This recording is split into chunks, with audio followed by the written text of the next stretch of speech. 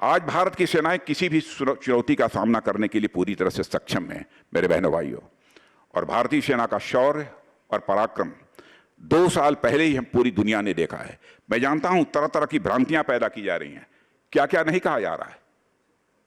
मैं ये नहीं कहना चाहता किसी को कि पास से हिस्ट्री की तरफ भी अपना नजर उठाकर देखें, लेकिन देश का रक्षा मंत्री होने के नाते मैं विश्वास के साथ कहना चाहता हूं, बहनों भाइयों, हमारे सेना के जवानों ने जिस इंडो चाइना स्टैंड ऑफ के दौरान जिस शौर्य और पराक्रम का जो परिचय दिया है, उसकी जितनी भी सराहना की जाए वह कम है।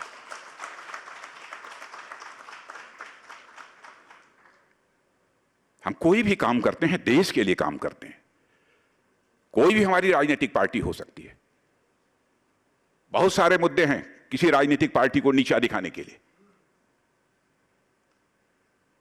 लेकिन सब मिलाजुलाकर हम पक्ष की राजनीति करते हो, विपक्ष की राजनीति करते हो, राजनीति हमारे देश के लिए होती है।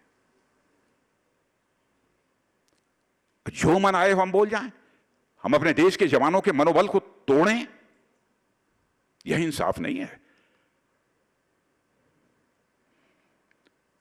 भारत का जहां तक प्रश्न है, चीन हो, पाकिस्तान हो या कोई हमारा पड़ोसी हो अथवा दुनिया का कोई देश हो, सबके साथ हम अच्छे रिश्ते बनाकर रखना चाहते हैं।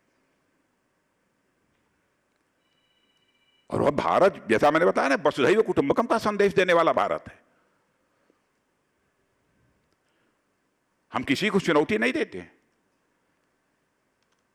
लेकिन यह भी सच है किसी भी कीमत पर इस देश के मान सम्मान स्वाभिमान से हम समझौता नहीं करेंगे। यह भारत का चरित्र है।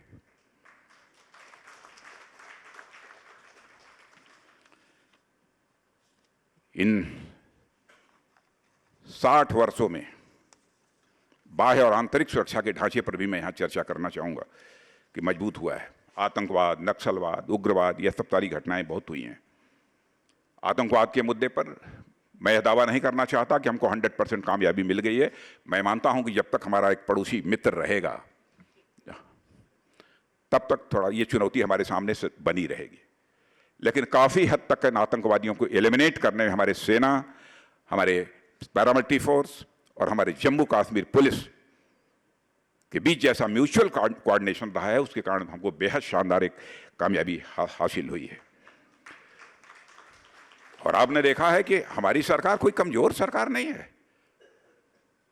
आतंकवादियों के ठिकाने पर उस पार जाकर जरूरत पड़ी है तो सर्जिकल स्ट्राइक की है, जरूरत पड़ी है तो एयर स्ट्राइक करने में भी हमने संकोच नहीं किया है। यह है भारत की ताकत। वह कौन सर्जिकल स्ट्राइक और एयर स्ट्राइक करने वाले थे? आपके ही भारत के ही सेना के, वायु सेना के यही जवान थे।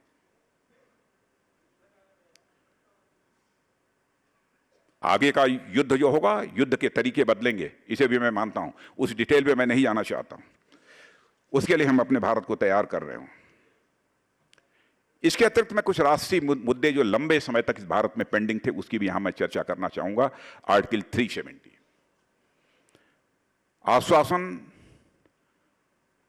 देने वाले लोग हम लोग नहीं हैं, जो कहेंगे वो करेंगे।